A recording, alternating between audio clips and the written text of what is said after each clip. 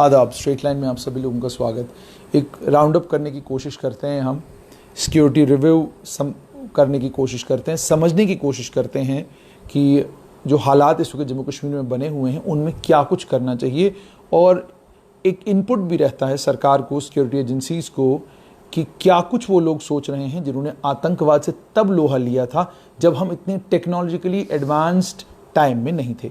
मेरे साथ हैं ex director general police doctor Kuldeep Hooda. Hooda साहब, बहुत बहुत स्वागत है आपका। शुक्रिया जी। सबसे पहले हुड्डा साहब, कल एक बड़ी बुरी खबर आई अनंतनाग से कि वहाँ पर उन्होंने अजय भारती जो कांग्रेस के सरपंच थे उन्हें टारगेट किया आतंकवादियों ने। पहले जी अजय पंडिता। तो सबसे पहले जानना चाहूँगा कि आतंकवादियों ने उन्हें टारगेट क्यों किया, आपको क्या लगता है कि क्या सिग्नल देने की कोशिश की जा रही है, और जो 22 लोग उनके लगातार मारे गए हैं जिसमें 5 टॉप कमांडर भी हैं और 2 दिनों में 9 लोग उनके मारे गए, क्या कोई इसका कनेक्शन है इस किलिंग के साथ, या ये बिल्कुल उससे हटके है और इससे कोई और मैसेज वो देना चाहते हैं? देखिए, जहाँ तक सिक्योरिटी फोर्सेस की सक्सेस का ताल्लुक है और जो आर्मी और पुलिस ने ऑपरेशंस वहाँ पे किए हैं और जिसमें भारी तादाद में सक्सेसेस मिली हैं, और पिछले कुछ दिन में 22 टेररिस्ट मारे गए, और इस साल भी अच्छी खासी तादाद टेररिस्ट की मारी गई, जिसमें नाइको भी था और बाकी टेररिस्ट कमांडर भी है उसमें। एक आईडी एक्सपर्ट भी था फौजी बाबा के नाम से, जो वहाँ पे जिसको पहचानते थे पाकिस्तानी टेररिस्ट।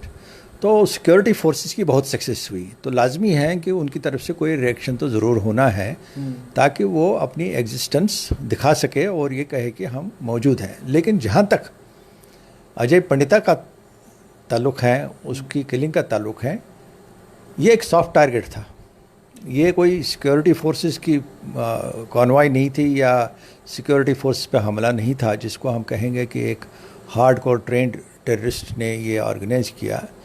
ये एक नॉर्मल जो उनके फुट सोल्जर हैं टेररिस्ट्स के, ये उसका काम था। लेकिन साथ में ये भी कहूँगा कि ये एक बाज़ाब्ता एक मैसेज देना चाहते हैं कि गवर्नमेंट ने जो डोमिसाइल पॉलिसी अनाउंस की, जो लास्ट ईयर 5 अगस्त को एक चेंज लाई गई इंडियन कॉन्स्टिट्यूशन में, जिसके तहत जम्मू कश्मीर को यूनियन टेरिटरी भी बनाया गया और साथ में दफ़ा 370 और 35A को भी खारिज किया, और उसके बाद अब डोमिसाइल स्टेटस का, जो डोमिसाइल सर्टिफिकेट्स का प्रोसेस भी स्टार्ट होने वाला है, और गवर्नमेंट ने उसमें ऑलरेडी अनाउंसमेंट की। उसमें पहले भी कुछ वार्निंग्स आई हैं, कुछ पोस्टर उनके टेररिस्ट के निकले हैं, जिसमें ये कहा गया कि कोई बाहर से हम टॉलरेट नहीं करेंगे, बाहर से आएगा यहाँ पे सेटल हो जाएगा। और साथ में एक ये भी एक एहसास हो रहा था कि शायद गवर्नमेंट के इस कदम से डेमोग्राफिक कंपोजिशन कश्मीर में चेंज हो सकता है।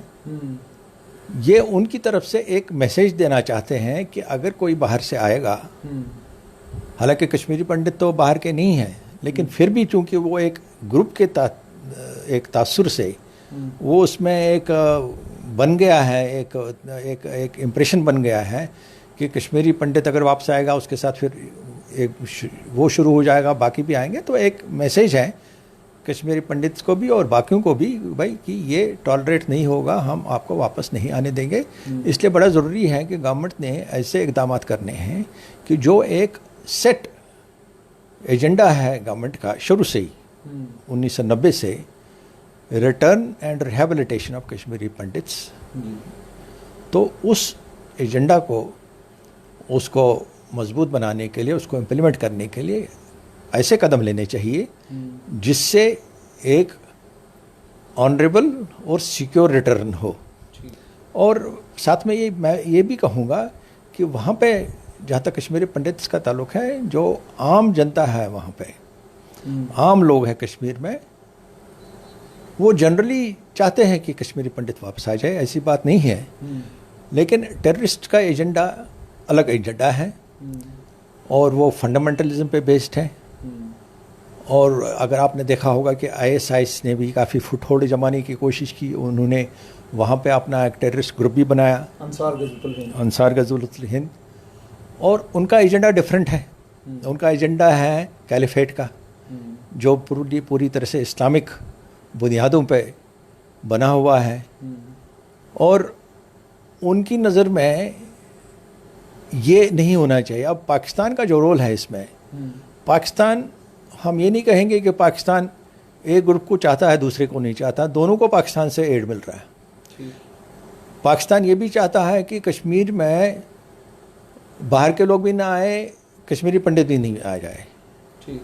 ये एक डिफरेंस ऑफ अप्रोच है between Pakistan and local population.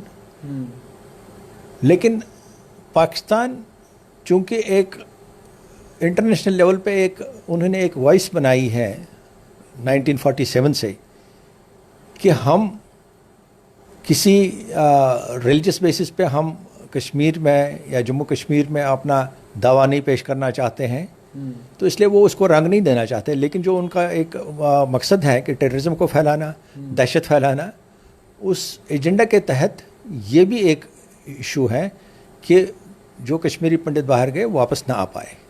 खुड़ा साहब, जैसे आपने ये सब बातें कही, लेकिन मैं थोड़ा और स्ट्रैटेजिक चीज़ समझना चाहूँगा कि आपका अपना इसको लेकर ओपिनियन क्या है कि ये जो आतंकी गतिविधि कल हुई है जिसमें एक सरपंच को शहीद किया गया है, आपका अपना ओपिनियन क्या है? क्या ये लोकल रिक्रूट्स होंगे या ये पाकिस्तानी टेररिस्ट हैं जो टीआरएफ का इस वक्त हिस्सा हैं, या ये आपको लग रहा है कि हिजबुल मुजाहिदीन का काम है? क्योंकि यूजुअली ये होता है जब भी इस तरह की कोई एक्टिविटी होती है जिससे उनको पता होता है कि सिविल सोसाइटी जो है इसको कंडेम करेगी, क्रिटिसाइज करेगी, वो अक्सर कह देते हैं जी ये हमारा काम नहीं है, तो एजेंसीज का काम है। तो आपसे जानना चाहूँगा आपका ओपिनियन क्या है, आपको क्या लगता है कि कौन सा आतंकी संगठन इस किलिंग के लिए रिस्पॉन्सिबल होगा? देखिए, जो एक सेट प्रैक्टिस पाकिस्तान की बनी हुई है या टेररिस्ट ग्रुप्स की बनी है, और टेररिस्ट ग्रुप्स में ये कहूँगा कि वो पाकिस्तान के एक इंस्ट्रक्शन के तहत ऑन भी करते हैं या डिसऑन भी करते हैं, एक्शन भी करते हैं, या करनी हो एक्शन नहीं करनी हो, वो एक आम डायरेक्शन तो वहाँ से आती है। उसको मद्देनज़र रखते हुए ये कहना बहुत आसान है, बहुत ऑब्वियस है रादर, कि ये इस टाइप का काम हिजबुल मुजाहिदीन करता है। लेकिन हिजबुल मुजाहिदीन भी जब इस टाइप का काम करता है वो जनरली किसी एजेंडे के तहत करता है। अगर लश्कर ऑपरेट करती है या जैश ऑपरेट करती है जिसमें ज़्यादातर फॉरेन टेररिस्ट हैं, वो भी हिजबुल मुजाहिदीन के साथ मिलके ही काम करते हैं, क्योंकि हिजबुल मुजाहिदीन का जो मिलिटेंट है वो लोकल नेटवर्क सपोर्ट प्रोवाइड करता है, जो लॉजिस्टिक सपोर्ट है, जो जगह होती है उनके छुपने की, उनको मेंटेन करने की, वो पर अरेंज करता है, बिकॉज लोकल लड़के होते हैं वो। तो इस टाइप का काम ये अपने फुट सोल्जर्स से करवाते हैं, जो फुट सोल्जर्स मेनली इनके हिजबुल मुजाहिदीन के हैं। लेकिन ये कहना गलत होगा कि ये कोई इंडिविजुअल एक्शन है या किसी के दिमाग में आया तो उसने एक्शन की, ऐसी बात नहीं है। ये एक पूरी मैसेज देने के लिए किया गया है। हम पिछले दिनों सुनने में भी आया था कि भारतीय जनता पार्टी के जनरल सेक्रेटरी भी हैं, नेशनल जनरल सेक्रेटरी हैं राम माधव, उन्होंने एक लंबा डिटेल्ड इंटरव्यू दिया और उसमें उन्होंने बात की कि हम जम्मू कश्मीर घाटी में पॉलिटिकल प्रोसेस शुरू करने जा रहे हैं, जल्द से जल्द लोगों को छोड़ा जाना चाहिए। उसके बाद हमने देखा शाह फैसल को छोड़ दिया गया और पीपल्स डेमोक्रेटिक पार्टी के भी कुछ इंपॉर्टेंट लीडर्स को छोड़ दिया गया। उसके बाद ये किलिंग होना, ये भी इल्ज़ाम लग रहा था और वो कांग्रेस के लोग भी लगा रहे थे, नेशनल कॉन्फ्रेंस के लोग भी लगा रहे थे जी कि जो सिक्योरिटी, जो PSOs दिए जाते हैं वो सियासी बुनियादों पे दिए जा रहे हैं। कश्मीर में भी जहां ऐसा होता नहीं था, जहां यूजुअली सिक्योरिटी का जो CID का इनपुट होता था, इनपुट की बुनियाद पर और आपकी थ्रेट परसेप्शन को देखते हुए आपको सिक्योरिटी प्रोवाइड की जाती थी। आपको क्या लगता है एज अ DGP इसमें कितनी सदाकत है? दूसरा ये जानना चाहूँगा कि अगर पॉलिटिकल प्रोसेस कश्मीर में शुरू करना है तो क्या हम पॉलिटिकल लाइंस पर सिक्योरिटी को डिवाइड कर सकते हैं? देखिए, एक बात तो बड़ी क्लियर है कि पॉलिटिकल लाइंस पे तो कभी सिक्योरिटी न देनी चाहिए और न दी जाती है। जहाँ तक मेरी इन्फॉर्मेशन है, चाहे वो अब की बात है, मेरे पीरियड का तो मुझे खुद पता है, 5 साल में DG रहा, या उससे पहले 5 साल में हेड ऑफ इंटेलिजेंस रहा, तो डायरेक्टली सिक्योरिटी के साथ डील करते थे, वो तब भी पता है। उससे पहले मैं DIG सिक्योरिटी भी रहा 3 साल, तब भी मैं डील करता था इसके साथ। तो मकसद ये है कि लगभग 30 साल के मिलिटेंसी में जो अब तक है, 2012 में मैं रिटायर हुआ, लेकिन 2012 तक जो 22 साल हुए थे उसमें लगभग 14 साल मैंने, और IG जम्मू 3 साल रहा, तो लगभग 16-17 साल तो उसी में मेरे थे डायरेक्टली डील करने में इसके। सिक्योरिटी प्रोवाइड करने। तो ये कभी कंसिडरेशन नहीं रहा है कि पॉलिटिकल लाइंस पे दी जाए। लेकिन एक बात मैं ये कहूँगा कि पॉलिटिकल पार्टीज़ को depending upon their political activities कि किस पॉलिटिकल पार्टी को टेररिस्ट किस नज़रिए से देखते हैं। देखिए एक आम परसेप्शन होता है कि कौन सी पॉलिटिकल पार्टी कितनी एंटी पाक है या कितनी प्रो इंडिया है या न्यूट्रल टाइप है, या वो परसेप्शन एक बना हुआ है, वो उससे आप कोई उससे इनकार नहीं कर सकता। या यूँ कहा जाए कौन कितना हमदर्द है, तो वो खैर वो कैटेगरी आप बनाइए, लेकिन मैं ये कहूँगा परसेप्शन एक है कि depending upon the political activities of any particular political party, third perception उस पर भी बनता है। जैसे हमने एक चीज़ अगर आप पॉलिटिकल बेसिस पे आप अगर देखेंगे और जो बिल्कुल फिगर्स स्टैटिस्टिक्स के साथ जिस सपोर्टेड है, वो ये है कि ज़्यादातर हमने देखा कि नेशनल कॉन्फ्रेंस के चाहे वर्कर हो या पॉलिटिकल फंक्शनरीज हो या ऑफिस बेयरर्स हो, ज़्यादातर वो मारे गए हैं मिलिटेंसी में। ठीक। और बाकी पार्टीज़ के उसके मुकाबले में कम है। तो एक इनहेरेंट थ्रेट है किसी पॉलिटिकल पार्टी। तो अगर नेशनल कॉन्फ्रेंस के वर्कर्स को, जो मैं खासतौर पर अपने पीरियड तक की बात करूंगा, अगर उस टाइम तक ज़्यादा सिक्योरिटी उनको मिलती थी, that was based on the threat perception because of the political activities of that political party.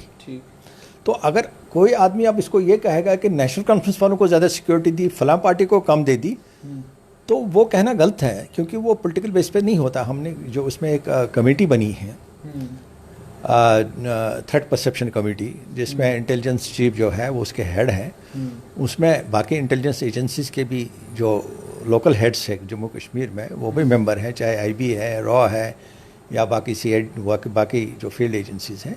तो वो एक थ्रेट परसेप्शन, एक आम राय बनती है कि थ्रेट परसेप्शन क्या है, उसके बेसिस पे दी जाती है। तो लेकिन चूंकि एक ह्यूमन डिस्ट्रीब्यूशन है एक सिक्योरिटी का, तो ह्यूमन एरर थोड़ा बहुत कभी हो सकता है कि कभी किसी को लगे कि किसी को ज़्यादा दी, किसी को कम दी, लेकिन पॉलिटिकल कंसिडरेशंस पे कभी न दी गई थी, न पुलिस दे देगी पॉलिटिकल कंसिडरेशन पे।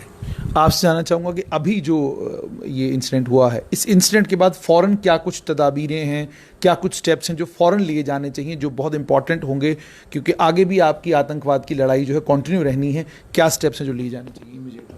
देखिए, इसमें दो चीज़ें ज़ाहिरा तौर पे जो सामने आ रही है। एक तो सरपंच था, जो एक पॉलिटिकल प्रोसेस का एक इम्पॉर्टेंट एक फंक्शनरी है, और आगे जो गवर्नमेंट का प्रोग्राम है कि पंचायत को एम्पावर करना, उनको फंड्स देना, उनको डेवलपमेंट और कनेक्टिविटी उनके लोगों के साथ बढ़ाना, तो वो एक है। दूसरा ये है कि ये कश्मीरी पंडित था, तो इसमें टेररिस्ट ने ड्यूअल मैसेज देने की कोशिश की है, जो which is directed both against the political establishment और political process as well as the community, Kashmiri Pandit community. तो इसलिए बड़ा ज़रूरी है कि पॉलिटिकल प्रोसेस को मजबूत करने के लिए जो जो फंक्शनरीज हैं उनको रीजनेबल सिक्योरिटी देनी चाहिए, और एक वो इंडिविजुअल सिक्योरिटी के अलावा मैं ये कहूँगा कि वहाँ एरिया सिक्योरिटी मजबूत करनी चाहिए, क्योंकि आप इंडिविजुअल सिक्योरिटी बहुत ज़्यादा लोगों को नहीं दे सकते हैं, और बहुत बार तो वो इनइफेक्टिव भी होती है। कि मान लीजिए आप किसी को एक PSO देंगे, तो एक PSO को के लिए ये प्रैक्टिकली पॉसिबल नहीं है कि वो हर एक इंसिडेंट से अपने प्रोटेक्टेड पर्सन को बचा सकता है। इसलिए एरिया सिक्योरिटी और एरिया डोमिनेंस जो है, दैट इज़ वेरी इंपॉर्टेंट। अगर आपने देखा होगा, मैं जैसे चूँकि मेरी स्टैटिस्टिक्स उस पीरियड की हैं, साउथ कश्मीर 2012 में लगभग मैं कहता हूँ पुलवामा में केलर फॉरेस्ट को छोड़ के पूरा टेररिस्ट फ्री हो गया था।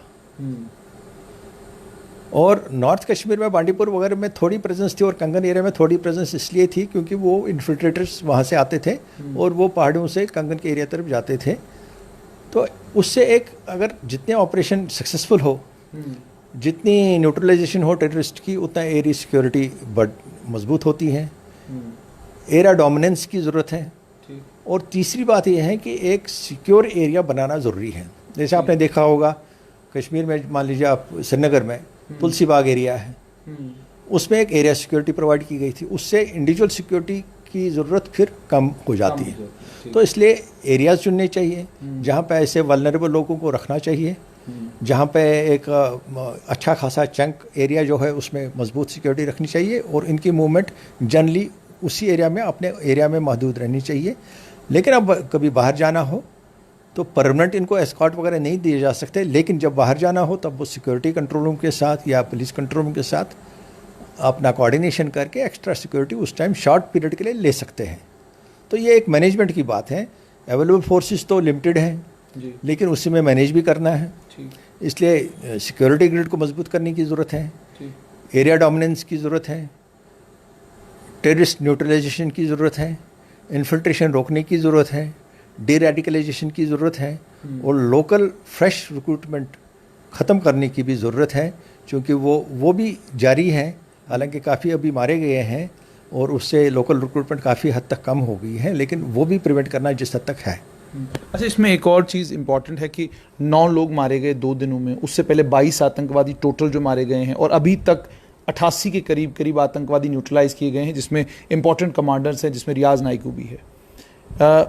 खुड्डा साहब, इतनी कामयाबी मिल रही है लगातार, एक तो जानना चाहूँगा क्या आपको लग रहा है कि ह्यूमन इंटेलिजेंस का काम है सारे का सारा? क्योंकि अगर जो ही कश्मीर में कुछ होता है तो फ़ौरन कह दिया जाता है जी वो तो वहाँ तो सब आतंकवादी हैं, तो क्या? और उसके बाद शुपियन के एरिया में 9 लोग मारे जाने, बहुत सारे स्ट्रैटेजिक थिंकर्स ये कह रहे हैं जी शुपियन हॉटबेड मिलिटेंसी का रहा है और वहाँ लोकल सपोर्ट बहुत ज़्यादा आतंकियों के साथ है और बड़ा मुश्किल रहता था वहाँ पर एनकाउंटर्स करना, लेकिन वहाँ पर भी एनकाउंटर हुए और 9 लोग वहाँ मारे गए हैं। तो आप किसको क्रेडिट देंगे? क्या ह्यूमन इंटेलिजेंस का कमाल है ये, या टेक्निकल इंटेलिजेंस जो है वो हमने इम्प्रोवाइज़ की हुई है? क्योंकि 2G है और 4G वहाँ पे है नहीं, कहा जा रहा है कि अभी भी 4G जो है वो नहीं आएगा, तो किसको क्रेडिट देते हैं? क्योंकि आप तो इन चीज़ों को देखते रहे हैं। देखिए, जब मोबाइल फ़ोन इंट्रोड्यूस हुआ, आपने देखा होगा 2003 में जम्मू कश्मीर में इंट्रोड्यूस हुआ, हालांकि बाकी स्टेट्स में बहुत पहले से कई साल पहले आया। तो उस टाइम ये एक रीज़न कहा जाता था कि अगर मोबाइल टेलीफोन कश्मीर में लाए जाएं तो ये आतंकी इसको यूज़ कर सकते हैं, उनको फिर पकड़ना मुश्किल है, इनकी कम्युनिकेशन बढ़ जाएगी और फिर उनको न्यूट्रलाइज करना, इनको ट्रेस करना मुश्किल हो जाएगा। लेकिन जब ये इंट्रोड्यूस किया गया काफ़ी डिबेट के बाद, उसके बाद ये देखा गया कि अगर हम ऐसी एडवर्सिटी को अपॉर्चुनिटी में कन्वर्ट कर ले और अपनी टेक्निकल कैपेबिलिटीज़ हम भी बढ़ा दें, तो इस जो अपेरेंटली पहले लग रहा था कि ये मिलिटेंट्स को एडवांटेजेस होगा और जिसकी वजह से रोका गया था introduction of mobile in J&K, वो अपॉर्चुनिटी सिक्योरिटी फोर्सेस के फेवर में बन सकती है। और मैं ये बात आपको बिल्कुल क्लियर कहूँगा, और ये मतलब ये तमाम जो पुलिस अफसर रहे या आर्मी अफसर रहे ऑपरेशंस में, उनको सबको पता है कि टेक्निकल इंटेलिजेंस एक अब बहुत बड़ा इम्पॉर्टेंट टूल है। लेकिन खाली टेक्निकल इंटेलिजेंस से टारगेट मिलना इतना आसान नहीं है। टेक्निकल इंटेलिजेंस जनरली आपको एक एरिया स्पेसिफिक इंटेलिजेंस देता है, उसको जब ह्यूमन इंटेलिजेंस से सप्लीमेंट करते हैं तो आपका बिल्कुल निशाना सही जगह पर फिर बैठता है। मतलब मैं ऐसे कहूँगा, जैसे आपने किसी की टेररिस्ट की लोकेशन जनरली टावर लोकेशन से पता की, या आपकी जो फ़ोन कॉल्स हैं उनकी मूवमेंट अगर उसकी चली किसी पर्टिकुलर डायरेक्शन में, आपने प्लॉट की उसकी मूवमेंट कि 10 बजे इधर था, 12 बजे उधर था, 1 बजे इधर था, एक पाथ बनता है उसका कहाँ कहाँ से घूमा। तो एक जनरल एरिया में आपने डोमिनेशन, वो आपको इशारा मिल गया, लेकिन उसके बाद फिर लोकल पता होना चाहिए कि अगर ये अब यहाँ पे इस मोहल्ले में ये आतंकी है तो यहाँ पे कौन कौन से ऐसे घर हैं, कौन कौन से ऐसे लोग हैं जिनका मिलिटेंट्स के साथ कोई कनेक्शन है, ओवरग्राउंड वर्कर कौन कौन है इस इलाके में, कौन कौन इस इलाके में है जो पहले मिलिटेंट रह चुका है, कौन कौन इस इलाके में जो सरेंडर्ड मिलिटेंट है, कौन कौन ऐसा आदमी है जिसको शक की नज़र से देखा जाता है कि इसका रब्ता है मिलिटेंट्स के साथ। तो फिर उस पर फोकस करके फिर उसको थर्ड स्टेज जो होता है उसमें डेकॉय जनरली फिर डालते हैं। डेकॉय जो डालते हैं, डेकॉय फिर पूरे इलाके में जाके एक सर्वेलेंट के तौर पे वो फिर कंफर्म करके आ जाता है कि सही बात क्या है। चाहे वो किसी बहाने किसी वजह से घर में चले जाए तो वो डिटेल्स नहीं बताऊंगा किस किस बहाने से जा सकते हैं और जाते रहे हैं, तो एक बार वो कंफर्मेशन फिर आ जाती है। So it is a process of combining. इसको ऐसे देखें हम कि आम लोग लेकिन मैं एक बात इसमें कहूँगा कि ये जो है टेक्निकल इंटेलिजेंस आपको बहुत जगह से मिलती है, लेकिन ह्यूमन इंटेलिजेंस जो है, जो कि फिर एक स्पेसिफिक टारगेट मुकर्रर करती है, वो सिर्फ पुलिस करती है और कोई नहीं करता जी। वो एक लोकल जो पुलिस है वही करता है। टेक्निकल इंटेलिजेंस पुलिस भी डेवलप करती है और बाकी ऑर्गेनाइजेशन भी डेवलप करती है, लेकिन जो फिर कटिंग एज लेवल पे जो फाइनली मैटर करता है ह्यूमन इंटेलिजेंस, वो पुलिस की है मैक्सिमम। खुदा साहब, क्या इससे ये चीज़ भी पता चलती है कि कश्मीर में बहुत बड़ी तादाद में वो लोग हैं जो आतंकवाद के भी खिलाफ हैं और आतंकवादियों के भी खिलाफ हैं, जिसके चलते ये कामयाबियां जो हैं सिक्योरिटी फोर्सेस को यके बाद दीगरे मिल रही हैं? देखिए, ये बात तो बिल्कुल जाहिर है कि मिलिटेंट्स का ट्रैक रिकॉर्ड इतना ठीक नहीं रहा जहाँ तक लोकल्स का ताल्लुक है। अगर आप देखेंगे कि जो आप मुजाहरा देखते हैं या कई बार जो बरियल होता है मिलिटेंट का, वहाँ काफ़ी लोग तादाद में आते हैं, उसकी एक वजह ये भी है कि एक इमोशनल रीज़न है उसका, या आपका हिस्टोरिकल बैकग्राउंड है, या आपका ये कि फंडामेंटलिज्म है, या आपका है कि रिलीजियस एफिलिएशन भी है। रिलीजियस एफिलिएशन भी है। तो लेकिन साथ साथ में ये तो हुआ ओवरऑल, लेकिन अब इंडिविजुअली देख लीजिए, जिस एरिया में मिलिटेंट ऑपरेट करते हैं वहाँ पे ये गलत काम भी करते हैं, ठीक, जो नोट्स में आया। और बहुत सारी हमारी ह्यूमन इंटेलिजेंस उस वजह से भी आती है कि मान लीजिए कहीं पे किसी घर में गए, वहाँ कोई नापाक हरकत की या कोई ऐसा हरकत की जिससे वहाँ पे जो लोग हैं या वो पर्टिकुलर घर है उसको इनसिक्योरिटी महसूस हो, उसकी फैमिली को इनसिक्योरिटी लगे, तो वो उस पर जब उसके सर पे आती है, वो सोचता है कि मेरे लिए तो या इसके हाथों तबाह हो जाऊंगा, उससे बेहतर है कि मैं फोर्सेस को इंफॉर्मेशन भिजवा दूं। तो ये भी है एक वजह। तो इसलिए मैं कहूँगा ये एक मिक्स्ड पिक्चर है कि जहाँ पे कुछ लोग साथ भी हैं और कुछ लोग अगेंस्ट भी हैं। साथ जनरली जो एक खास वो जो अक्रॉस द जो है जो कम्युनिटी है, लेकिन जो अगेंस्ट है वो खास वजूहात पे अगेंस्ट है। जैसे आपने कहा कुछ खास वजूहात पे अगेंस्ट हैं। अब एक और चीज़ निकल के आई है पिछले दिनों सामने, खुदा साहब, कहा जा रहा है कि जी तालिबान जो है वो क्रॉस ओवर कर चुके हैं और इस समय वो कश्मीर में हैं और बहुत सारे जो आतंकियों के एक्शंस हैं उनको वो कोऑर्डिनेट कर रहे हैं।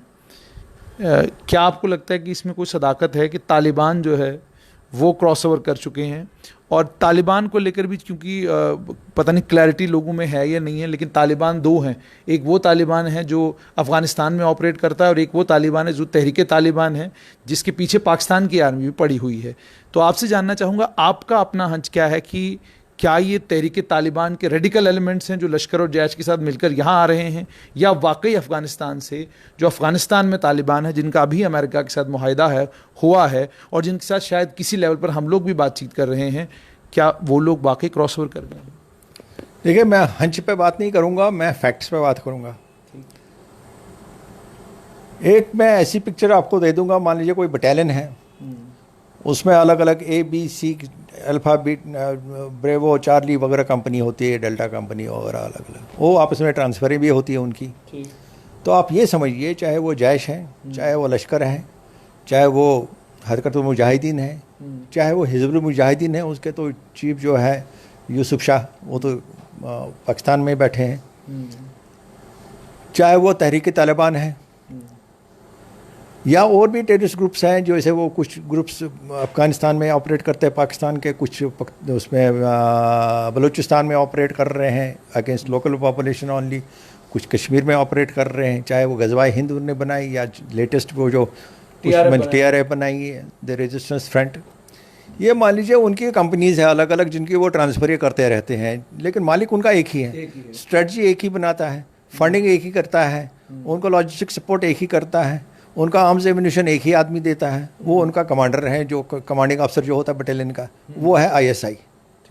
तो अब जो अफ़गानिस्तान में जो यूनाइटेड स्टेट्स और तालिबान का एक एग्रीमेंट हुआ, हालांकि वो एग्रीमेंट भी अभी देखना है कि किस हद तक कामयाब होगा, बीच में थोड़ी बहुत उस वायलेशन हो गई उस एग्रीमेंट की, लेकिन अभी वो पक्की तरह से टूटा नहीं है। लेकिन एक बात ज़रूर है कि तालिबान जो ऑपरेट कर रहे थे अफ़गानिस्तान पे, उन पे प्रेशर कम हो गया, क्योंकि US ने एक माहिदा जो किया उनके साथ वो ये है कि तालिबान US इंटरेस्ट को हार्म नहीं करेंगे वहाँ पे, और US आर्मी भी तालिबान को तंग नहीं करेगी। लेकिन जहाँ तक तालिबान का ताल्लुक है, वो बाकी काम तो करते रहेंगे, चाहे वो गवर्नमेंट के अगेंस्ट करें या बाकी के अगेंस्ट करें, वो तो चालू रखेंगे। तो अब चूँकि वहाँ पे तालिबान का असर कम हुआ, वहाँ जो तालिबान का कंपोजिशन था वो 2 कंट्रीज़ जो उनका मैन पावर आता था वो अफ़गानिस्तान से आता था या पाकिस्तान से, ये 2 जगह से। तो पाकिस्तानी तालिबान जो वहाँ ऑपरेट कर रहे थे वो काफ़ी हद तक रिलीफ हो गए और वापस भी आ गए और अपने मास्टर के पर वापस आ गए। अब उनको उन्हीं को लश्कर के साथ भेज दें या आप रेजिस्टेंस फ्रंट उनको बना के भेज दीजिए, चाहे उनको जैश बना के भेज दीजिए, चाहे उनको अलबदर बना के भेज दीजिए। तो यही है कि एक हवाले करना है जी, ये वहाँ पे फलाना है अज़हर मसूद के हवाले करते हैं या हाफिज़ सईद के हवाले करते हैं इसको। अब अगर वहाँ से फ्री होके तालिबान आया, पाकिस्तानी तालिबान वो इधर आ गया अब कश्मीर में ऑपरेट करने के लिए, तो हम ये तो नहीं कह पाएंगे कि अफगानी है, ये तो वही मटेरियल तो वही है, मास्टर एक ही है, ट्रेनिंग। क्या आपको लगता है कि वाकई तालिबान जो है क्रॉसओवर किया है? देखिए, ये पहले से अंदेशा था कि जब वहाँ पे समझौता होगा और अमेरिकन फोर्सेस कम हो जाएंगी, विड्रॉ हो जाएंगी, तो तालिबान इधर आ सकते हैं। लेकिन हम उसको ये नहीं कहेंगे कि वो जो एक परसेप्शन है कि शायद अफगानी तालिबान आ गए, हम ये कहेंगे जो पाकिस्तान के टेररिस्ट तालिबान अलग अलग नाम से, कोई जैश बन के ऑपरेट कर रहा है या कोई लश्कर बन के ऑपरेट कर रहा है या तालिबान बन के ऑपरेट कर रहा है, वो वहाँ से फ्री होके अब इधर किसी और ग्रुप के साथ घुस जाएंगे। अब उनका कोई वो बॉर्डर तो नहीं है ना कि एक कंट्री का हाल है, ये एक ही जगह के सब लोग हैं, एक ही जगह ट्रेनिंग है। यहाँ पर थोड़ा सा अगर मैं इतिहास में जाता हूँ तो मुझे अच्छे से याद आता है कि कोई भी आतंकी संगठन उसका मैग्नीट्यूड बहुत बढ़ा देते हैं बहुत सारे लोग कि जी बहुत तालिबान आ रहा, पता नहीं क्या होगा। मुझे थोड़ा सा इतिहास भी याद है, हरकत जहाद इस्लामी अफगानिस्तान में ऑपरेट कर रही थी, उसके आतंकवादी भी जम्मू कश्मीर में आए और मारे गए। अफगानिस्तान के टेररिस्ट जो बिल्कुल अफगानिस्तान के रहने वाले, वहाँ के बाज़ाब्ता रेजिडेंट यहाँ मारे गए। मिडल ईस्ट की कंट्री से लोग आए, यहाँ मारे गए। तो क्या आप इस बात को मानेंगे कि बैटल हार्डन्ड हो चुकी है हमारी जम्मू कश्मीर पुलिस भी, आर्मी भी, सीआरपीएफ भी, कि आप कोई भी किसी भी नाम से आएँ, आपका अंजाम जो है वो यहाँ पर एक ही होगा? और मैं ये हाइप देने के लिए या वो ना जिस तरीके से टेलीविज़न चैनलों के ऊपर शोर होता है वो शोर की बात नहीं कर रहा, बट प्रैक्टिकल आपसे पूछना चाहता हूँ कि हम कितने ज़्यादा बैटल हार्डन्ड हो चुके हैं पिछले 30 साल में जम्मू कश्मीर में आतंकवाद से लड़ते हुए। हालांकि हमने टैंक यूज़ नहीं किए, पाकिस्तान की तरफ गनशिप्स यूज़ नहीं, एयर गनशिप्स यूज़ नहीं की। तो अगर ये सच भी है तो is it worrying for us या we have fought them, there is no need to worry? देखिए, जहाँ तक ये अलग अलग ग्रुप्स का ताल्लुक है, मैं एक बात इससे एक ही सेंटेंस में इस तमाम सवालों का जवाब आपको मिल जाएगा जब मैं ये कहूँगा जो भी टेररिस्ट यहाँ पे आया, चाहे वो पाकिस्तान से आए, चाहे वो लोकल टेररिस्ट था, उनकी एवरेज 6 महीने से 1 साल तक की है। अब कोई 1.5 साल में मरे या 2 साल में मरे, कोई 3 महीने में मरे या 1 महीने में मरे, बट नॉर्मली इनकी एवरेज यही 6 से 12 महीने, मतलब 9-10 महीने 8 एवरेज यही है अभी तक जो आया है। अब वो ग्रुप वाइज नहीं है, एवरेज एज है। वो लश्कर के साथ भी वही एज है, जैश के साथ भी वही है, अलबदर के साथ भी है, हरकतुल जिहाद इस्लामी के साथ भी है, जितने ग्रुप अभी तक बने, अब ये TRF है उसके साथ भी वही है, तालिबान है उनके साथ भी वही है। तो ये एक ही थाली के चट्टे बट्टे हैं, ये कोई अलग ज़बरदस्त फौज नहीं है। ये नहीं कहेंगे हम ये कोई वहाँ से कोई पेंटागन से कोई ट्रेनिंग करके आए हो, जिन्होंने न्यूक्लियर वॉरफेयर लड़ा हो, जिनको बैटल हार्डन, उनको ज़बरदस्त कमांडो ट्रेनिंग दी गई है, वो जो कोई अफलातून है, वो बात नहीं है। ये सब एक ही जैसे ट्रेंड हैं, इनकी सबकी फ़िलासफ़ी एक ही है, इनके सबका मास्टर एक ही है। बस फ़र्क ये है कि उनको अलग अलग ग्रुप्स में बांट के अलग अलग नाम दे के बेचते रहते हैं वो, इसलिए कोई फ़र्क नहीं पड़ता है इन चीज़ों के लिए। ये जहाँ तक टेररिस्ट है, जो हमारी सिक्योरिटी फोर्सेस हैं, उनके लिए सब टेररिस्ट एक ही जैसे हैं, कोई ऊपर नहीं है, कोई नीचे नहीं है। इनकी एवरेज एज जो है, जब वो गन हाथ में लेते हैं उसके बाद एवरेज एज इनकी सबकी एक ही जैसी है। खुद साहब, एक और चीज़ सुनने में आई, मैंने कुछ लीडर्स से मैं बात कर रहा था, कुछ स्ट्रेटेजिक थिंकर से भी बात की, उन्होंने ये कहा कि पाकिस्तान ये समझ चुका है कि अगर पुलवामा जैसा कोई अटैक हुआ या कुछ और बड़ा कोई आतंकी हमला हुआ तो उसके नतीजे, कॉन्सिक्वेंसेस बड़े ख़तरनाक निकल सकते हैं। क्योंकि हमने जो पुलवामा की शहादत के बाद जो हमने किया, we breach the red line, वो जो बहुत सालों से थी, we have breached it and we can breach it again. आपसे अब ये कहा जा रहा है कि वहाँ स्ट्रेटजी अब ये है कि किश्तवाड़ में जिस तरीके से हमने देखा कि एक के बाद एक उन्होंने वहाँ पर किलिंग्स की और कोशिश ये थी कि किसी तरीके से वहाँ का माहौल ख़राब किया जाए। आज भी अगर वहाँ पर कश्मीर में किसी को टारगेट किया गया है, वो एक कम्युनिटी से ताल्लुक़ रखता है।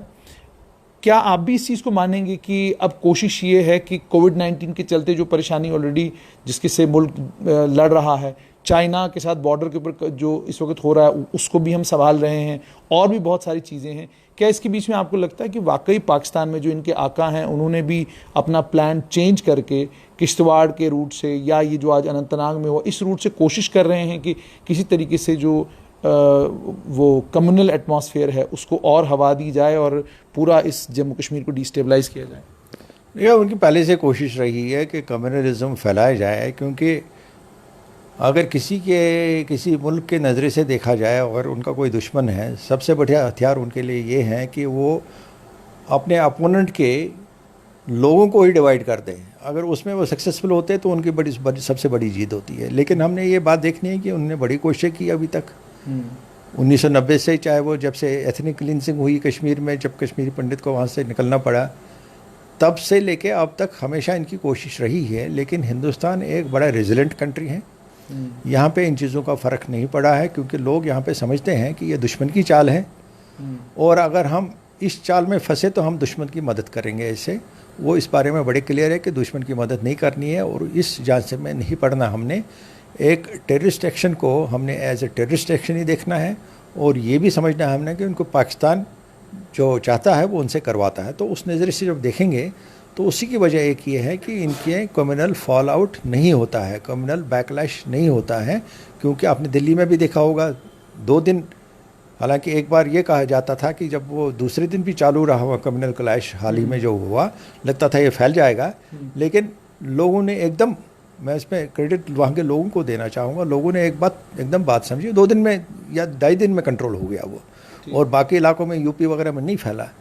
और ये अनलाइक प्रीवियस जो पहले होता था 60 में 70 में, जब इस टाइप का कम्युनल क्लैश होते थे तो बहुत जगह फैलता था। तो हिंदुस्तान के लोगों को ये बात समझ आई है कि दुश्मन की चाल में नहीं फंसना है।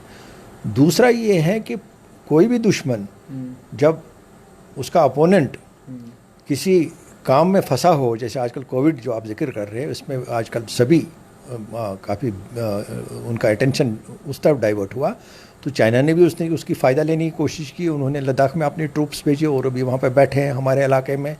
लगभग 50-60 स्क्वायर किलोमीटर एरिया उन्होंने टोटल अपने लिया है, और उसका काउंटर भी हिंदुस्तान को सोचना है कि अब हम उनकी टेरिटरी वापस कहीं पे ले लें जहाँ पे हमारी डोमिनेंस है, ताकि एक काउंटर प्रेशर चाइना पर डेवलप हो जाए। और करना चाहिए, क्योंकि चाइना की बार बार ये कोशिश रही कि हिंदुस्तान को डिफेंसिव पे डाला जाए, वो पहला स्टेप ले ले और फिर हम सोचें कि आप क्या करेंगे हम। तो हिंदुस्तान ने ऐसी स्ट्रेटजी डेवलप करनी कि हम करें कुछ, उनको सोचना चाहिए अब कि वो क्या करेंगे। तो इसलिए एक वो तो अलग बात है। और पाकिस्तान ने भी अगर देखा होगा, आपने जो आप कह रहे हैं वो बिल्कुल सही कह रहे हैं कि पाकिस्तान ने भी इन्फिल्ट्रेशन अटेम्प्ट्स अब बढ़ा दी है। चाहे आप कश्मीर सेक्टर में देखिए, आप जम्मू में जो अभी तक नहीं देखा गया था, नौशहरा सेक्टर से इन्फिल्ट्रेशन की है, वहाँ भी एनकाउंटर हुए हैं, जम्मू एरिया में आने लगे हैं, किश्तवाड़ में। तो उनकी कोशिश ये है कि इसको फैलाया जाए। लेकिन जो हमारी फोर्सेस और जो लोगों का हमने रुझान देखा है, वो इस बात को बढ़ने नहीं देंगी और इफ़ेक्टिवली काउंटर होगा। कोई परेशानी की बात नहीं है, उनको जवाब मिल जाएगा और मिल रहा है। और आपने खुद काउंट किया 88 टेररिस्ट मारे गए हैं पिछले कुछ महीनों में, इस साल में, और पिछले दिनों में 22 टेररिस्ट मारे गए चंद दिनों में, पिछले एक हफ्ते में।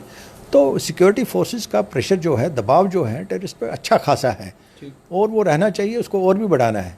और साथ में हमने एंटी इन्फिल्ट्रेशन ग्रिड, उसको और मजबूत करने की ज़रूरत है, क्योंकि हो रही है इन्फिल्ट्रेशन। ये बात नहीं है कि हम ज़रूर कई बार कहते हैं जी कोई इन्फिल्ट्रेशन नहीं है, लेकिन हमने बात जो सही बात है वो माननी चाहिए कि इन्फिल्ट्रेशन हो रही है। ज़्यादातर अनसक्सेसफुल इन्फिल्ट्रेशन होती है, लेकिन इन्फिल्ट्रेशन फिर भी कुछ निकल के आते हैं, चाहे वो रजौरी पुंछ सेक्टर में हो, चाहे वो उड़ी से सेक्टर में हो, और ख़ास तौर पे अगर देखा होगा गुरेज सेक्टर में, अगर आपने देखा होगा उस साइड भी काफ़ी इस टाइप की परेशानी है।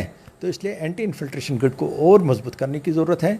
और जो विद इन कश्मीर जो एंटी टेररिस्ट ऑपरेशन चल रही है वो अच्छी खासी चल रही है, उसको चालू रखना है। और साथ में जैसे मैंने पहले कहा कि हमारे अपना सिक्योरिटी ग्रिड और एरिया डोमिनेंस मजबूत करने की ज़रूरत है, ताकि जैसी किलिंग हुई है अभी जो सरपंच था, उस टाइप की किलिंग्स ना हो। आखिर में आखिरी सवाल आपसे कि डोडा और इसराइल डिस्ट्रिक्ट डोडा हो, रजौरी हो, पुंछ हो, कठुआ सांबा के इलाके हों, इन इलाकों में जो गतिविधियां इस समय हो रही हैं, आतंकी गतिविधियां हो रही हैं, इनकाउंटर अगर किश्तवाड़ में हो रहा है या आपके मेंढर में इनकाउंटर हो गया, आपके रजौरी में इनकाउंटर हुआ, बड़े टाइम से आपसे जितनी बार मैंने बात की कि कश्मीर प्लेन एरिया है, संभालना आसान काम है, लेकिन ये सारा एरिया पहाड़ी एरिया है और सबसे बड़ी बात है मिक्स्ड पॉपुलेशन है। आपको क्या लगता है कि कितने कदम हैं जो फ़ौरन जम्मू संभाग में, जम्मू रीजन में उठाने की ज़रूरत है रेडिकलाइजेशन को काउंटर करने के लिए? आतंकियों की जो सेल्स अलग अलग जगह यहाँ ऑपरेट करने लगे हैं, जो खुद एजेंसीज मान रही हैं, उनको ध्वस्त करने के लिए, और साथ में ये इंश्योर करने के लिए कि जो मंसूबे बने हुए हैं पाकिस्तानियों के, कि यहाँ पर किसी तरीके से इस एनवायरनमेंट को जो है कम्युनल एनवायरनमेंट में बदल दिया जाए और किसी तरीके से क्लैश हो, किसी तरीके से डिस्टर्बेंस रहे, कर्फ्यू रहे बंद रहे, कर्फ्यू रहे बंद रहे, क्योंकि उन्हें भी पता है कि मेन स्टे जो जम्मू संभाग की इकॉनमी का है, मेन स्टे बिजनेस है, और जब आपकी दुकान बंद रहेगी तो वो सारे मंसूबे जो हैं वो मंसूबों को, उनको प्रैक्टिकल शेप देना मुश्किल होगा। क्या आप एडवाइस करेंगे आईजीपी जम्मू को, डीजीपी को, कि इस समय क्या करने की ज़रूरत है इस पूरे रीजन में? देखिए, वो ग्राउंड पे अफसर हैं, उनको ज़्यादा पता है आजकल क्या हालात हैं, इंटेलिजेंस क्या है, इंटेलिजेंस वो तो प्रीवी है कि इंटेलिजेंस फ्लो क्या है। लेकिन एक जो बाहर से मैं जो देख रहा हूँ या जो मेरा पुराना तजुर्बा है, उसके बेसिस पे मैं 2-3 पॉइंट इसमें हाईलाइट करना चाहूँगा। एक तो ये है जहाँ आपने पॉइंट एक उठाया कि कम्युनलाइज करने की है, ताकि कम्युनल बैकलैश हो और यहाँ पे डिस्टर्बेंस हो जो एक मुस्लिम दुश्मन को उसमें फ़ायदा देता है।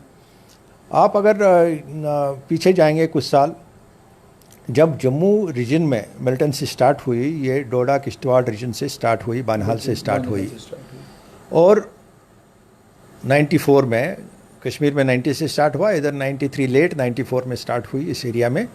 और उन दिनों जो सबसे पहला काम था टेररिस्ट्स का, जो एक बाज़ाब्ता मंसूबे के तहत, प्लान के तहत वो उन्होंने शुरू किया काम, वो ये था कि माइनॉरिटी पॉपुलेशन जहाँ जहाँ थी उनको टारगेट को, चाहे वो बरशाला था, चाहे वो बाकी किश्तवाड़ में काफ़ी जगह, कुल्हान था, बहुत जगह हुआ, वहाँ माइनॉरिटी को इकट्ठा करके उन्होंने टारगेट किया। लेकिन हमने ये बात भी अप्रिशिएट करनी है कि कहीं पे भी, हालांकि बहुत जगह मुजाहरा हुआ, बहुत जगह प्रोटेस्ट हुआ, लेकिन कम्युनलाइज नहीं हुआ, कोई कम्युनल राइट्स नहीं हुए। ठीक, उसके नतीजे जो मुजाहरा हुआ वो गवर्नमेंट के खिलाफ हुआ, गवर्नमेंट से ज़्यादा सिक्योरिटी के लिए हुआ, गवर्नमेंट को हिफाजत देने के लिए हुआ, लेकिन इंटर कम्युनल नहीं बना। और ये एक जम्मू के लोगों में एक बड़ी सोच समझदारी की बात है। मैं इस बात पे सिर्फ ये नहीं कहूँगा कि हिंदू ने टॉलरेट किया। अगर आप दूसरी साइड से भी देखें, कश्मीर में जहाँ पे टेररिज्म जो ही स्टार्ट हुआ तो एकदम माहौल बदल गया। यहाँ पे ना सिर्फ रेजिस्टेंस दिखाई जम्मू के लोगों ने, चाहे वो डोडा किश्तवाड़ के एरिया थे या चाहे वो पुंछ रजौरी के एरिया के लोग थे, उन्होंने इसको जड़ें नहीं पकड़ने दी। अक्रॉस द कम्युनिटी कहीं पे जड़ें नहीं पकड़ने दी। तो नतीजा ये हुआ कि पुंछ रजौरी डोडा किश्तवाड़ में मिलिटेंसी टिकी नहीं, और 2010 तक लगभग ख़त्म हो गई थी। 2005-6 में ही आखिरी, तो फिर थोड़ी थोड़ी थी, 2010 में बिल्कुल ख़त्म हो गई थी। टेररिज्म का नाम निशान और मिलिटेंट कोई नहीं रहा था। अब पाकिस्तान की कोशिश ज़रूर रहेगी कि वो दोबारा इन इलाकों में रिवाइव करे, टेररिस्ट भेजे, कोई पॉलिटिकल आदमी को मारे, चाहे कोई माइनॉरिटी के आदमी को मारे, ताकि लोग भड़क जाएं। लेकिन जो पुराना हमने देखा और जो लोगों का हमने रिएक्शन देखा है और जो उनका जो मैच्योरिटी देखी है, उसमें कामयाब नहीं होंगे। एक आध इंसिडेंट ज़रूर कर पाएंगे, लेकिन जम्मू में मिलिटेंसी नहीं आएगी। ठीक, ये मैं बिल्कुल। लेकिन क्या पुलिस को क्या कुछ कदम उठाने की ज़रूरत है? मतलब सोशल मीडिया के ऊपर आप कमेंट्स देख लें, आप सोशल मीडिया के ऊपर जब बच्चों के आप कमेंट्स पढ़ते हैं, आप कई बार डर जाते हैं कि मतलब ये बच्चा जो है, ये हमारा मुस्तकबिल है, आने वाला कल है, 17-18 साल का बच्चा है, और वो जिस तरह की बातें कर रहा है, जिस तरह का उसका कमेंट है, वो थोड़ा सा, मतलब मुझे थोड़ी सी घबराहट इसलिए होती है कि ये पूरा एरिया जो है, इस पूरे इलाके में कभी इस तरह का माहौल ना देखने को मिला, और ना ही इस तरह की बात कभी सुनने को मिली। लेकिन अब ये जो कमेंट्स आते हैं, क्या आपको नहीं लगता कि मॉनिटर बहुत ज़्यादा किया जाना चाहिए, सोशल मीडिया को बहुत ज़्यादा मॉनिटरिंग होनी चाहिए कि ये कौन बच्चे हैं, कहाँ हैं, इन्हें लाया जाए, इनसे बात की जाए, इनको समझाया जाए, इनसे पूछा जाए आखिरकार इनका ग्रीवेंस क्या है, क्यों ये सब कमेंट कर रहे हैं, क्योंकि यही लोग कल रेडिकलाइज होंगे और यही प्रॉब्लम बन सकती है। सही बात है। एक तो जहाँ तक सोशल मीडिया का ताल्लुक है वो बात आपकी सही है, लेकिन मैं एक बेसिक बात ये कहूँगा कि इंसानी फितरत की बात करूँगा यहाँ पे। वो ये है कि जहाँ पे किसी को कोई ग्रीवेंस होती है और उसके खिलाफ कोई खड़ा होना चाहता है, और ख़ास तौर पे जहाँ पे गन लेने की बात होती है, जहाँ जो देखा गया कश्मीर में, एक इंसानी फितरत ये है कि दूसरा आदमी जिसको कोई सही या गलत ग्रीवेंस हो, वो ये चाहता है कि ज़रूर आदमी खड़ा हो जाए, लेकिन उसका बच्चा नहीं खड़ा हो जाए, दूसरे का हो जाए, हम पड़ोसी का हो जाए, मेरा बच्चा महफूज रहे। इसलिए बड़ा ज़रूरी है कि हर एक पेरेंट अपने बच्चे पे भी नज़र रखे, उनको समझाए, और साथ साथ में जो आपने पॉइंट आउट किया सरकार का रोल, जहाँ पे भी इस टाइप की बात सामने आए उसको फ़ौरन उसी टाइम कर्ब कर ले। और कर्ब करने के लिए दो चीज़ें हैं, एक तो सोशल अकाउंट उसका बंद किया जाए, दूसरा कानूनी कार्रवाई जो करनी है, और साथ में एक काउंसलिंग का भी एक फैसिलिटी होना चाहिए। क्योंकि अगर आप देखेंगे इस टाइप के जो बच्चे होते हैं ये एक वल्नरेबल एज में होते हैं, जहाँ एक इम्प्रेशनेबल एज में होते हैं, जहाँ पे अगर उनको कोई भी इन्फ्लुएंस करे वो किसी भी डायरेक्शन में जा सकते हैं। ठीक, वो हार्ड एंड माइंड नहीं होता है कि जिनका एक बना हुआ है कि मैंने ज़िंदगी में क्या करना है क्या नहीं करना, ये भटक जाते हैं। तो उसको भी प्रिवेंट करने के लिए काउंसलिंग फैसिलिटी एक होनी चाहिए हर एक इलाके में, चाहे वो सोशल वेलफेयर डिपार्टमेंट के तहत हो या चाहे वो किसी और ज़रिए से हो। लेकिन पेरेंट का role combined with government role इसमें बड़ा ज़रूरी है। और तीसरी बात जो है कि जहाँ जहाँ पे भी इस टाइप की प्रेजेंस, टेररिस्ट प्रेजेंस या इन्फिल्ट्रेशन या कोई रिक्रूटमेंट, तो उसमें सिक्योरिटी फोर्सेस ने फ़ौरन कार्रवाई करनी चाहिए ताकि जो प्रॉब्लम है जड़ पे ही ख़त्म हो जाए, पहले ही उसको फैलने ना दिया जाए, और तभी जम्मू रीजन महफूज रहेगा।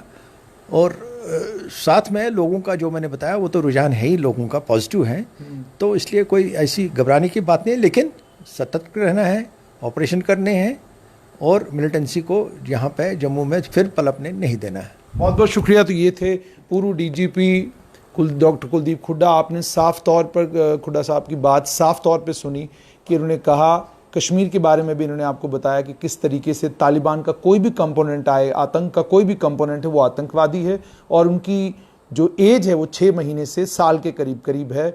6 महीना आने के बाद मारे जाएंगे या साल के अंदर अंदर मारे जाएंगे, मगर इतनी ही उम्र है, तो घबराने की, फिक्र करने की कोई ज़रूरत नहीं। दूसरा, सिक्योरिटी फोर्सेस को बहुत ज़्यादा एक्सपीरियंस है और ऐसे आतंकी संगठन बहुत सारे इससे पहले भी आए। हरकत जहाद इस्लामी था, और भी बहुत सारी ऑर्गेनाइजेशंस थी जो अफगानिस्तान में ऑपरेट करती थी, वो टेररिस्ट यहाँ मारे गए।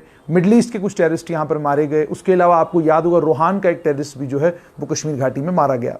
तो साथ में जम्मू रीजन के लिए साफ तौर पे कि सोशल मीडिया अकाउंट्स हों, उन तमाम बच्चों के जो सोशल मीडिया के ऊपर आकर कमेंट्स कर रहे हैं और वो सब वीडियोस शेयर करते हैं, वो फोटोज शेयर करते हैं, मॉफ्ड हैं, आपको मालूम है ये फैक्ट है कि नहीं है, लेकिन आप शेयर कर रहे हैं, उन पर भी नज़र रखने की ज़रूरत है और काउंसलिंग सेंटर्स ज़रूर होने चाहिए। तो दीजिए इजाज़त, आदाब।